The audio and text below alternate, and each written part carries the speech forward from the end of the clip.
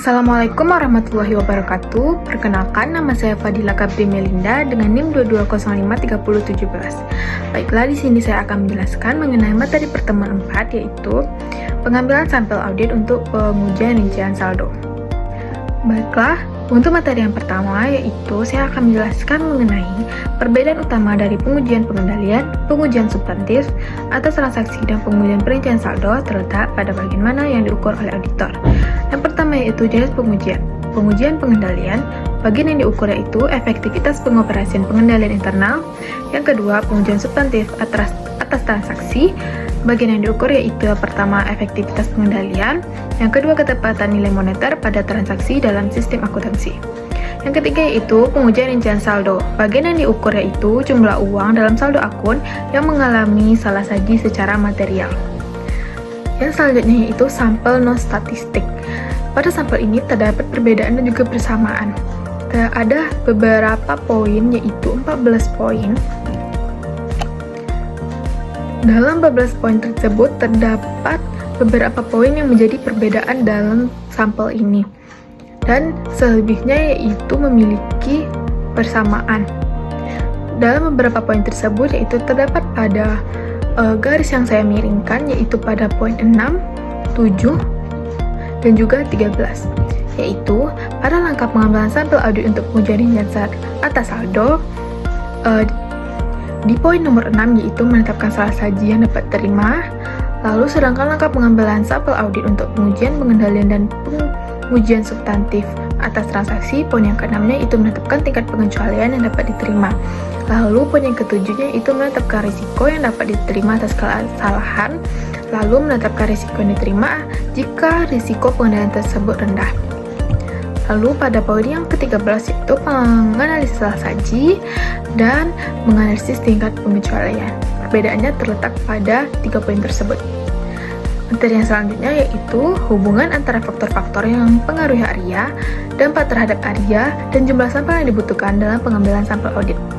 Faktor yang mempengaruhi area yang pertama yaitu efektivitas pengendalian internal atau risiko pengendalian.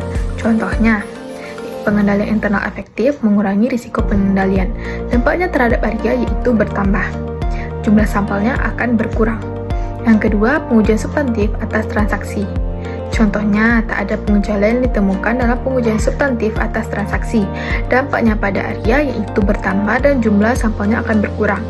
Yang ketiga yaitu risiko audit yang dapat diterima. Contohnya, kemungkinan terjadi kebangkrutan rendah.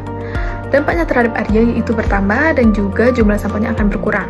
Selanjutnya yaitu prosedur analitis. Contohnya, prosedur analitis dilakukan tanpa adanya indikasi salah saji. Dampak terhadap area yaitu bertambah dan jumlah sampelnya akan berkurang. Materi yang selanjutnya yaitu pengambilan sampel unit moneter. Pertama-tama kita harus mengetahui apa pengertian dari pengambilan sampel unit moneter atau moneter unit sampling.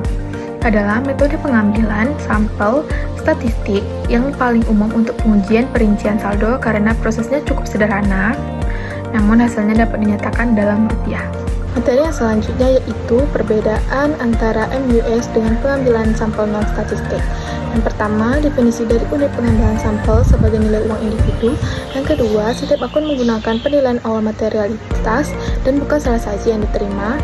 Yang ketiga, pemilihan sampel digunakan menggunakan PPS atau Probability Proportional to Size. Yang keempat, generalisasi dari sampel ke populasi ketika salah saji tidak ditemukan dengan menggunakan MUS. Selanjutnya itu pengambilan sampel variabel, ada dua, yaitu distribusi pengambilan sampel. Yang kedua yaitu inferensic statistik. Yang pertama yaitu distribusi pengambilan sampel. Yang pertama, auditor tidak mengetahui nilai rata salah saji dalam populasi. Distribusi jumlah salah saji atau nilai yang diaudit. Yang kedua, karakteristik populasi tersebut harus diestimasi dari sampel yang merupakan tujuan dari pengujian audit. Yang ketiga, untuk setiap sampel, auditor menghitung nilai rata-rata item dalam sampel sebagai berikut. Berikut adalah rumus yang digunakan. Yang keempat, setelah menghitung nilai rata-rata item, auditor memplotnya ke dalam distribusi frekuensi. Yang kedua yaitu inferencing statistik. Yang pertama, pengetahuan mengenai distribusi sampling akan memungkinkan auditor untuk menarik kesimpulan statistik atau inferencing statistik menggunakan populasi. Yang kedua, auditor dapat menyatakan kesimpulan yang dibuatnya dari interval keyakinan dengan menggunakan inferensi statistik dalam cara yang berbeda. Akan tetapi, mereka harus berhati-hati mengingat nilai populasi yang sebenarnya selalu tidak diketahui. Selanjutnya yaitu metode variabel. Ada 3, yang pertama estimasi perbedaan, yang kedua estimasi resiko, dan yang ketiga estimasi rata-rata per unit. Yang pertama estimasi perbedaan. Auditor menggunakan estimasi perbedaan untuk mengukur total jumlah salah saji dalam populasi ketika nilai tercatat dan nilai yang diaudit muncul setiap bagian dalam sampel. Yang kedua, estimasi risiko.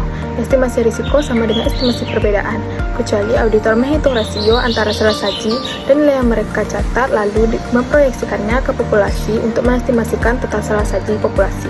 Yang ketiga, estimasi rata-rata per unit. Dalam estimasi rata-rata per unit, auditor berfokus pada nilai yang diaudit dibandingkan jumlah salah saji untuk setiap sampel.